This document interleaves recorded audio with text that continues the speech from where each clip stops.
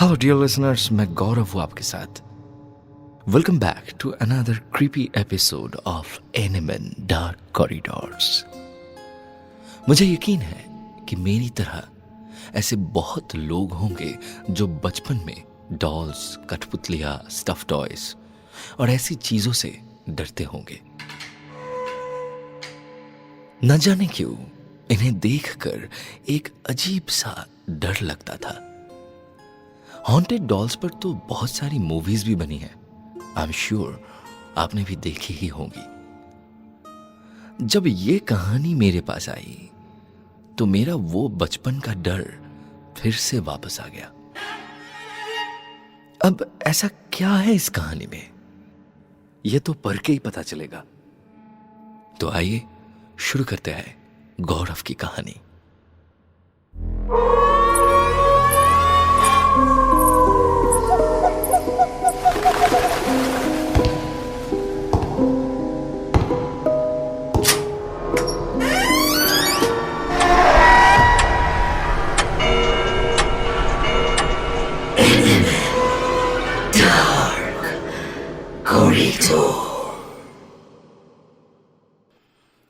हर कहानी चाहे सच्ची हो या झूठी किसी न किसी हादसे पे बनी होती है।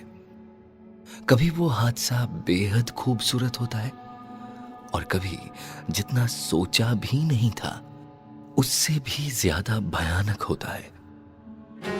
लोग कहानियों से डरते हैं तो सोचो जब उन्हें उसके पीछे की सच्चाई का पता चलेगा तब क्या होगा। एक ऐसी ही कहानी है जो सोच से परे, सपनों से भी डरावनी और रातों से भी काली है। ये कहानी है एक कठपुतली बनाने वाले की, जिसने अपनी पूरी जिंदगी सिर्फ अपने इस एक हुनर पर ही लगा दी। बचपन से ही कठपुतली बनाने वाले को लोगों से बेहद नफरत थी। वो कहता था कि लोगों में छल है, कपट है, झूठ है, लालच है, पर उसकी कठपुतलियों में सिर्फ मासूमियत और सच्चाई है। लोगों की तरह उसकी कठपुतलियां उसे कभी छोड़ के नहीं जाएंगी, वो हमेशा वही रहेंगी उसके साथ। इस बड़ी सी दुनिया में उस कठपुतली बनाने वाले का कोई नहीं था। जब वो छोटा था तब उसके माँ बाप चल बसे। जब वो मरे तब ये वही था उनकी लाशों के पास, अपनी कठपुतलियों के साथ खेलता हुआ, हंसता हुआ। जब गांव वालों ने इसे इस हालत में देखा तो वो तरह तरह की बातें करने लगे। कोई कहता था कि इसके साथ कुछ गलत हुआ है, कोई कहता था कि यह पागल है, और कुछ का तो ये भी कहना था कि इस पे किसी का साया है। इन सब से परेशान होके उसने अपनी एक अलग ही दुनिया बना ली, एकदम अकेली, तन्हा और डरावनी। जब कठपुतली बनाने वाला बड़ा हुआ तो वो अपने गांव से भाग गया, दूर शहर और एक अलग कहानी की तलाश में, इस उम्मीद में कि शायद उसे इस बड़ी सी दुनिया में कोई और अकेला सा साथी मिल जाएगा। सालों बाद भी जब उसे कोई ना मिला तो अपनी जिंदगी के आखिरी लम्हे बिताने वो गोवा की एक छोटी सी कॉलोनी में आ गया। ना वो किसी से बात करता था, ना दोस्ती। जब देखो किसी ना किसी से उलझ जाता था, मानो दुनिया की सारी नफरत उसके इस अकेले से दिल में ही बसी हो। वो खुद तो ज्यादा कुछ नहीं बोलता था, पर उसकी आंखें बहुत बातें करती थी, डरावनी बातें। उसकी आंखों में देखकर ऐसा लगता था जैसे कुछ कैद है उनमें, कुछ डरावना जो अगर बाहर आ गया तो अपने साथ सबको ले जाएगा। उस कठपुतली वाले के बारे में सब कुछ ही अजीब था। जिस घर में वो रहता था वो सालों से बंद पड़ा था, मानो उसी का ही इंतजार कर रहा हो। जब यह कठपुतली वाला इस छोटी सी कॉलोनी में आया तो लोगों की बातों ने इसे यहां भी तन्हा नहीं छोड़ा। किसी पुराने दोस्त की तरह पीछा करते करते वो बातें यहां भी आ गई। यहां भी लोग उस कठपुतली वाले के बारे में तरह तरह की बातें करने लगे। कुछ लोग तो ये भी कहने लगे कि जब से ये यहां आया है तब से कुछ अजीब ही होने लगा है यहां के लोगों के साथ। लोगों की बातें सुनकर कठपुतली वाले को कुछ याद आ गया। उसने अपने घर से निकलना पहले तो कम किया, फिर बंद ही कर दिया। किसी ने भी ज्यादा ध्यान नहीं दिया उस पे। शायद वो सही कहता था। सब लोगों ने उसे छोड़ दिया, पर उसकी कठपुतलियों ने नहीं। जब हफ्तों तक कठपुतली वाला बाहर नहीं आया और उसके घर से एक अजीब सी महक आने लगी, तो लोगों ने उसके घर जाने का फैसला किया। बहुत देर तक जब उसने दरवाजा नहीं खोला, तब कुछ आदमियों ने दरवाजा तोड़ दिया।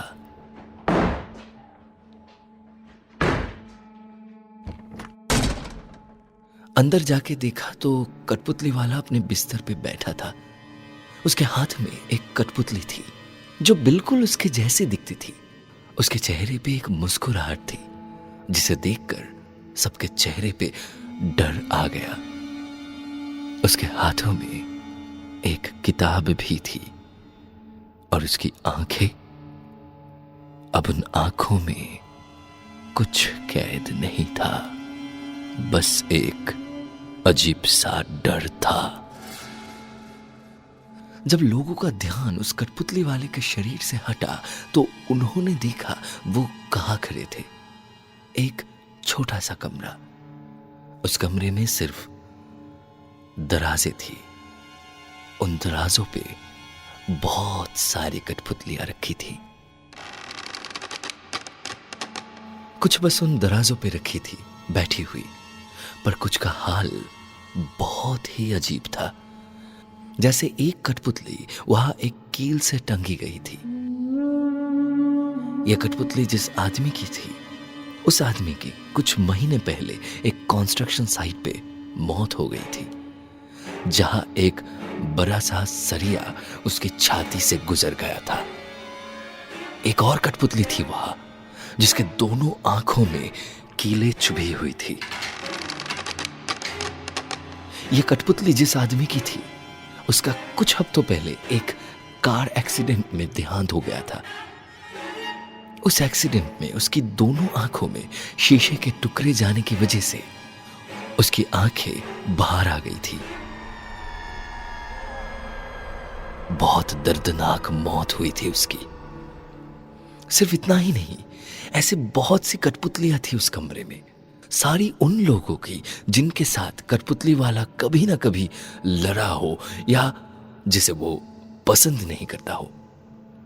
जिन जिन की कठपुतलियां उस कमरे में थी, उनमें से आधे से ज्यादा लोगों की काफी दर्दनाक मौत हो चुकी थी, जिसे देखकर रूह कांप जाए।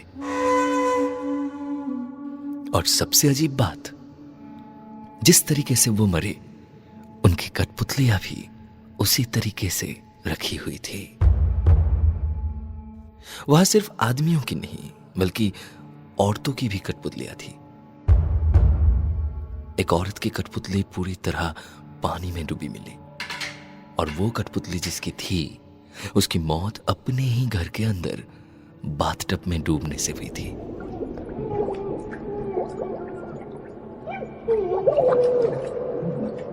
यह मंजर देखकर सब डर गए, क्योंकि वहां रहने वाले आधे से ज्यादा लोगों की कठपुतलियां उस कमरे में थी। कुछ जो अब इस दुनिया में नहीं रहे, और कुछ जिनका आने वाला कल वो कठपुतली वाला पहले ही तय कर चुका था। उन्हीं कठपुतलियों में एक मेरी और मेरी बीवी की भी थी। मेरी कठपुतली के हाथ बंधे हुए थे और पैर पूरी तरीके से जले हुए थे।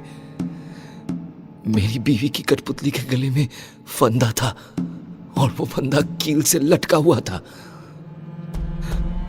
क्या क्या यही होगा मेरे परिवार का अंत? क्या उन्हीं लोगों की तरह मेरी और मेरी बीवी की किस्मत लिख दी है उस खिलौने वाले ने। क्या उसका ये हुनर हमारी जिंदगी पे भारी पड़ जाएगा?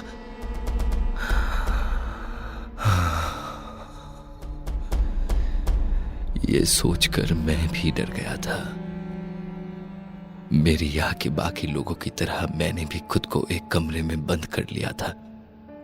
हर चीज से डरने लगा था, शीशों से, बाहर जाने से, यहां तक कि अपने घर वालों से भी। सबको लगने लगा था कि शायद अब उनपे किसी का जोर नहीं चलेगा। शायद अब जो भी होगा वो उनको उनकी मौत के और करीब ले जाएगा। किसी ने भी उन कठपुतलियों को जलाने या उस कमरे से निकलने की कोशिश नहीं की, क्योंकि किसी को पता ही नहीं था कि अगर वो ऐसा करते हैं तो क्या होगा। क्या वो जादू कठपुतली वाले में था या उसकी कठपुतलियों में? सबको डर था कि अगर कोई कुछ करने की कोशिश भी करेगा तो शायद वो मर जाएगा। महीनों तक मैं भी इस डर में रहा, तन्हा, अकेले, अपने एक कमरे में। अपनी इस तन्हाई से तंग आकर मैंने फैसला किया कि मैं उस कठपुतली वाले के घर जाऊंगा और अपनी कठपुतली और सबको बचाने का तरीका ढूंढ के ही लाऊंगा। जब मैं बाहर निकला तब मैंने देखा हमारी एक समय पर हंसती खिलती रहने वाली कॉलोनी आज बिल्कुल खाली है। सब अपने कमरों में बंद थे। आधे से ज्यादा दुकानें बंद थी। रास्तों पर भी कोई नहीं था। अब बस अपने घरों से निकलने की हिम्मत वो करते थे जिनकी कठपुतलियां उस घर में नहीं मिली थी। पर इन लोगों में भी डर का मंजर था। उस कठपुतली वाले के घर के आसपास भी कोई नहीं भटकता था। सबको लगता था कि शायद वो अब भी वही है, अपनी कठपुतलियों के साथ, सब पे नजर रखे हुए, सबके डर का मजा उठाते हुए। फिर भी अब मैं ऐसे नहीं रह सकता था। आखिरकार मेरी और मेरी बीवी की जिंदगी भी तो दांव पे लगी थी। जब मैं उस कठपुतली वाले के घर में घुसा, एक अजीब सा हवा का झोंका महसूस हुआ। जैसे कुछ तो था जो मुझे उस घर के अंदर जाने से रोक रहा हो। फिर भी मैंने अपने डर पर काबू पाया और अंदर चला गया। जैसे ही मैं अंदर गया, सबसे पहले मैं उस कमरे की ओर बढ़ा जहां हमें कठपुतलियां मिली थी और उस कठपुतली वाले की लाश। वो लाश तो हमने उसी दिन वहां से हटा दी थी, पर उसके हाथों में जो कठपुतली थी और जो किताब थी वो हमने उसी बिस्तर पर रख दी। जब मैं उस बिस्तर के पास गया तो मैं डर गया, क्योंकि हमने जैसे वो चीजें उस बिस्तर पर रखी थी अब वो वैसे नहीं थी, बल्कि एक अलग तरीके से रखी थी। उस मरे हुए कठपुतली वाले की खुद की कठपुतली उस खुली किताब के एक पन्ने पर बैठी हुई थी, बिना किसी सहारे के। मैं उस बिस्तर के पास गया और उस कठपुतली को आराम से उस किताब से हटाया और उस किताब के पन्नों में ढूंढने लगा कोई तरीका, कोई इलाज जो हमें इस बुरे सपने से बचा सके। उस पूरी किताब में अजीबोगरीब मंत्र लिखे हुए थे, वह भी एक ऐसी भाषा में जो हमारी समझ से परे थी। उस किताब के बाकी के पन्नों में अलग अलग लोगों के नाम भी लिखे थे, कुछ हमारी कॉलोनी के और कुछ बाकी लोगों के। शायद ये कठपुतली वाले की पुरानी जिंदगी के लोग थे जिनका कल भी इसी कठपुतली वाले ने लिखा था। उस किताब के साथ मैं उस कमरे में ऐसी और चीजें ढूंढने की कोशिश की जो मेरी कुछ मदद कर सकती हो, पर उस वक्त उस पूरे घर में मुझे कुछ भी नहीं मिला। वो पूरा घर कठपुतलियों और उन्हें बनाने वाले सामान से भरा था। बहुत देर ढूंढने के बाद भी जब मुझे कुछ नहीं मिला तो मैं वहां से बाहर आ गया। वो किताब, अपनी कठपुतली और कुछ और कठपुतलियां बनाने का सामान लेकर। मैंने तय कर लिया था कि मैं अपनी किस्मत और किसी के भरोसे नहीं छोड़ूंगा, बल्कि खुद बदलूंगा। बहुत पता लगाने के बाद मुझे एक तांत्रिक के बारे में पता चला, जो काला जादू और उसकी सिद्धियों के बारे में जानता था। मैं अपनी कहानी और वो सारा सामान लेकर उस तांत्रिक के पास चला गया। पहले तो काफी डर लगा, क्योंकि वो तांत्रिक किसी ऐसे वैसे जगह पर नहीं, बल्कि एक शमशान घाट में रहता था, और वो किसी से भी दिन में नहीं मिलता था, सिर्फ रात के समय मिलता था। फिर भी अपने डर को छुपाते हुए मैं उस तांत्रिक से मिलने शमशान घाट चला गया। जब मैं वहां पहुंचा तब तांत्रिक किसी सिद्धि में लीन थे। मुझे डर था कि अगर मैं उन्हें परेशान कर दूं तो वो मुझ पर गुस्सा ना हो जाए, कहीं वो मेरी मदद करने से मना ना कर दे। तो मैंने वहां काफी देर इंतजार किया। करीब 1.5-2 घंटे बाद उस तांत्रिक ने अपनी आंखें खोली और मेरी ओर देखा। सबसे पहले उसकी नजर मेरे हाथ में बंद किताब और कठपुतली पर गई। वो देखते ही उसने अपने पास रखी एक भस्म उठाई और मेरे ऊपर फेंक दी। इससे पहले मैं समझ पाता कि ये क्या है, उसने मुझसे कहा, अपनी मौत अपने ही हाथ लेके आया है, तुझे डर नहीं? तेरा अंत लिखा हुआ है, बाकियों की तरह तू क्यों नहीं छुपा? उसकी आत्मा तेरी बर्बादी से ही मुक्त हो पाएगी। जा जा, वापस चला जा। तेरा कल, तेरा आज, सब लिख के गया है वो। तेरी मदद कोई नहीं कर सकेगा। यह सब सुनकर मैं बहुत डर गया। मुझे समझ नहीं आया कि वो तांत्रिक ये सब क्या कह रहा है। अब तक तो मैंने उसे कोई भी बात नहीं बताई, तो वो ये सब क्या बोल रहा था? मेरी शक्ल देखकर शायद उसने मेरे मन की दुविधा समझ ली। फिर उसने कहा, अरे मूर्ख, क्या समझता है तू? तुझे कुछ बताने की जरूरत नहीं, सब जानता हूं मैं। ये कठपुतली तेरी कहानी, उस कठपुतली बनाने वाले की कहानी, आने वाली मौत, सबकी सबकी सबकी सबकी खबर है मुझे। तभी तो बोल रहा हूं, जा जा, भाग जा। तेरे पास ज्यादा वक्त नहीं है। बिता ले अपनी आखिरी लम्हे, खुशी से बिता ले, जा जा। तांत्रिक की बातें सुनकर मेरी आंखों में आंसू आ गए।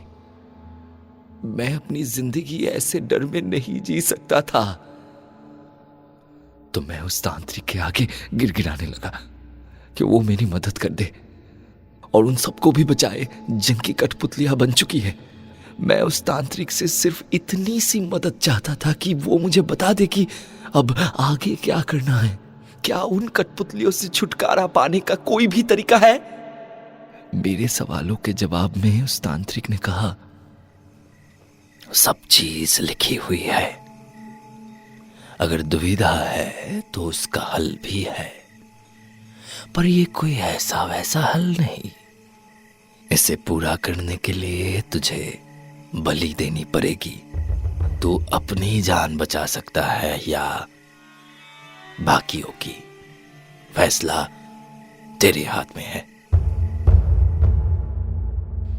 मैं तांत्रिक की ये बातें समझ नहीं पाया।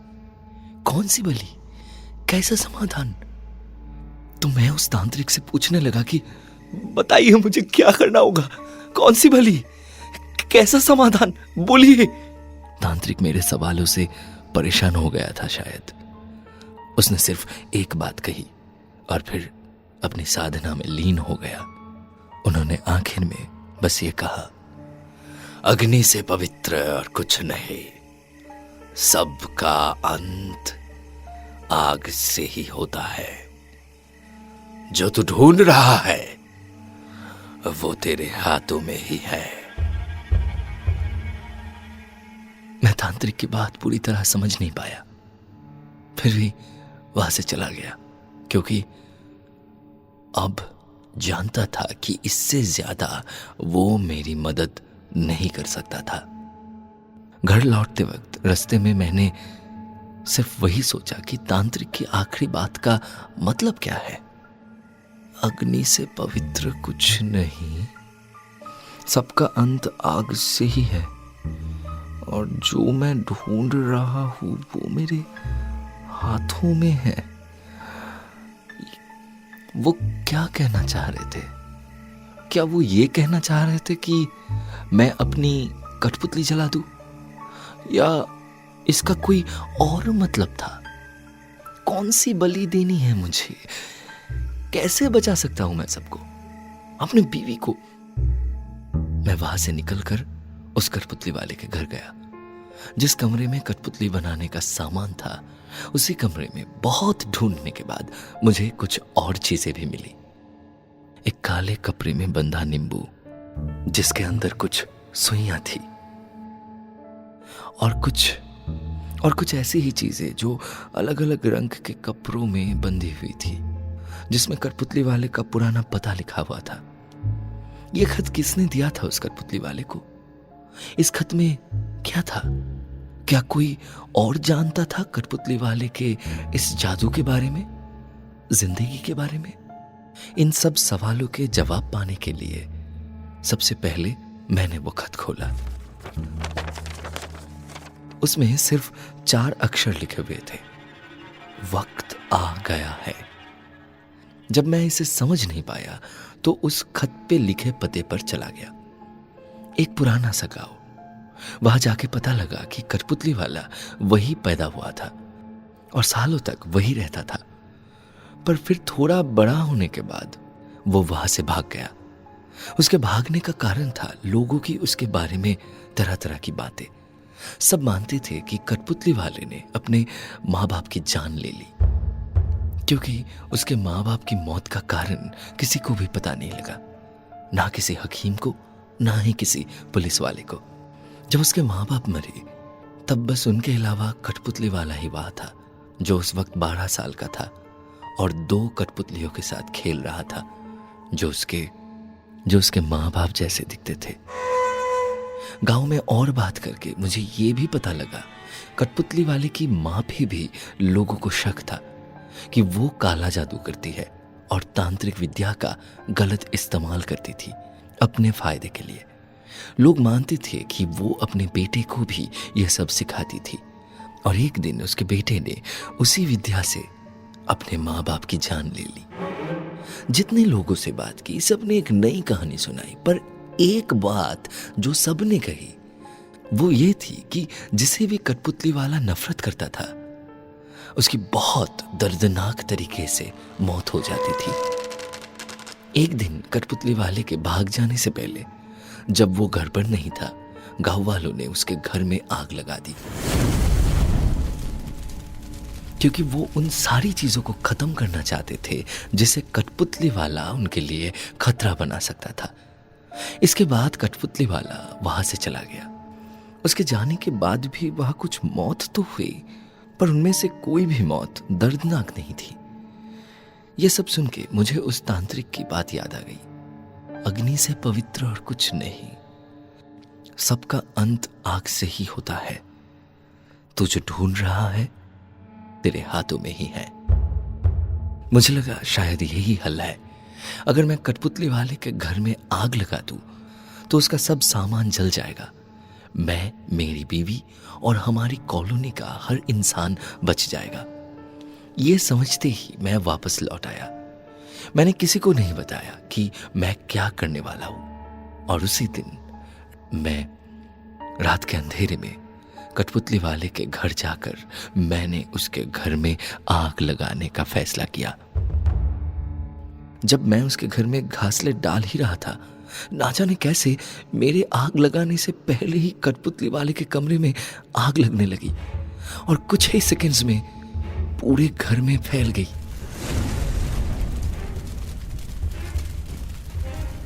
मैं वहां फंस चुका था। बाहर निकलने का कोई तरीका नहीं था। मुझे लगा मेरा अंत आ गया है, और वो भी वैसे ही जैसे उस कठपुतली वाले ने सोचा था। फिर भी मैंने हार नहीं मानी, अपनी पूरी जान लगा दी और जैसे तैसे उस घर से निकलने की कोशिश करने लगा। इस कोशिश में उस कठपुतली वाले के घर में रखी अलमारी मेरे ऊपर गिर गई। मेरे हाथ पूरी तरह दब गए थे और मेरे पैरों की तरफ आग लगनी चालू हो गई थी। मैंने हार मान ली थी कि तभी मेरे कानों में एक आवाज सुनाई दी। आज तक मैं नहीं समझ पाया कि वो किसकी आवाज थी, पर उसने मुझे यह बोला कि वक्त आ गया है।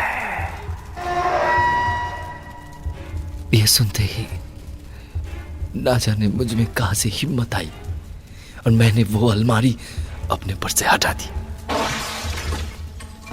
मेरे पैर पूरी तरह जल चुके थे, फिर भी मैंने किसी तरह से खुद को उस घर से निकाला।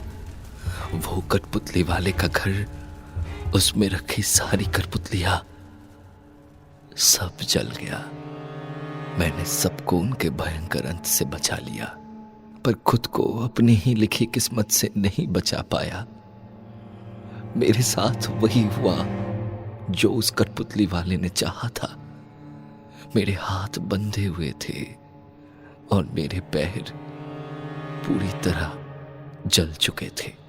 मैं आज व्हीलचेयर पे हूं, मेरे पैर काम नहीं करते, पर मैं फिर भी खुश हूं कि मैंने बहुत लोगों की जान बचाई।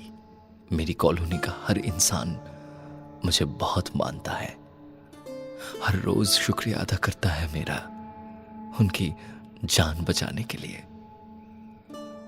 पर जब ये कहानी किसी और को पता लगती है तो वो मुझ पर और मेरी कॉलोनी वालों पर हंसते हैं, सोचते हैं कि हम सब पागल हैं, हमारे बारे में उल्टी सीधी बातें करते हैं।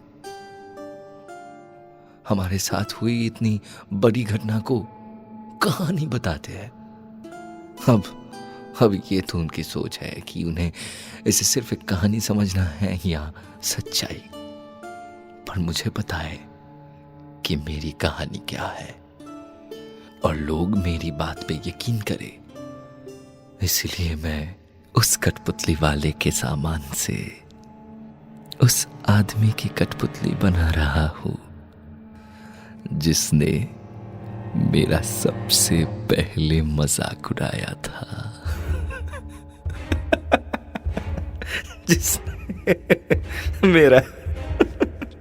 जिसने मेरा सबसे पहले मजाक उड़ाया था।